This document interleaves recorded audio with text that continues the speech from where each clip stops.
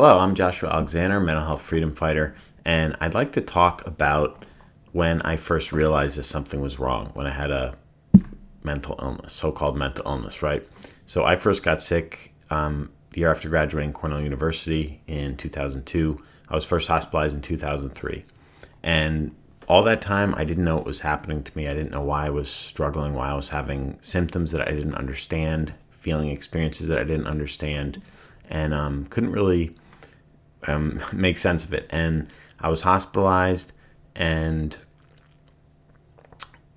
I was basically told by people in my life, family, and eventually the hospital that it was a mental illness, right?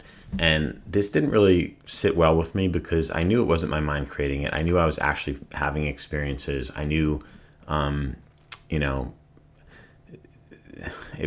still felt like me inside, and I knew my mind wasn't doing it. So I just didn't accept that. That felt like abuse to me when people were questioning my mental health. I really don't like that. And what I realized when I was hospitalized, I'm not sure if it was the first time or the second time, I realized something was wrong because I wasn't functioning, right? And I equated what people were calling mental illness with my lack of functioning. And when I had that realization, something like a light bulb went off, and I realized I just have to figure out a way to function, and then I won't have a mental illness anymore, right? So I started working on that. That was, the early 2000s. I didn't actually find information that would heal me until 2013 and 2015, that period there. So it was like a decade later. But all through that time, I was struggling and still trying to take responsibility for myself and find a way to function with finances and taking care of myself and work and living situation, all that stuff, right? And that's just a critical distinction to make, because once you learn the real cause of mental illness, that it's actually toxic heavy metals in the brain, viruses excreting neurotoxins, disrupting the nerves, as well as emotional trauma. Like if there's a specific trauma that is causing a symptom, like depression, let's say, someone has some grief or a breakup or something, and then you're feeling depression, that's a known source of trauma contributing to that symptom. So it's not a mental illness in the sense it's not your mind doing it. There's a real cause. And if it's an unknown cause, it's toxic heavy metals or viruses, which is original medical medium information.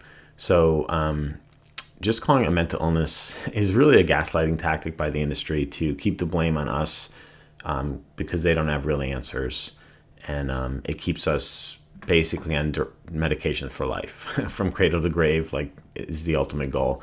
It just keeps us sick for life, dependent on medication, feeding the system. So I really don't like it. But anyway, my point is functioning is critical. We have to figure out a way to manage our resources, our finances. We need to be able to afford what we need to survive.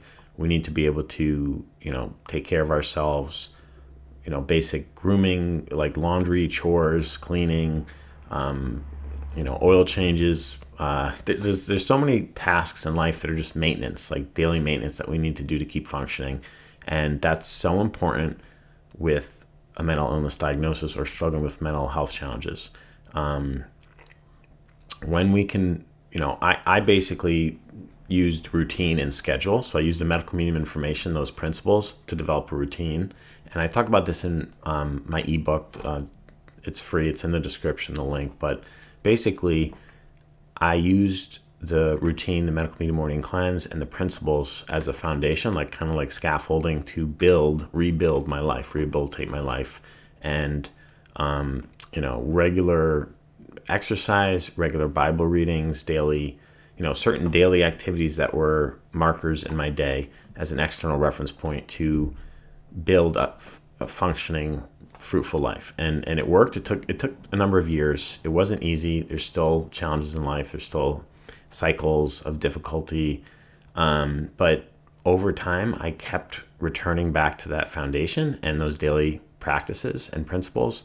And over time, it produced fruits. And I was able to heal and strengthen and increase my functioning.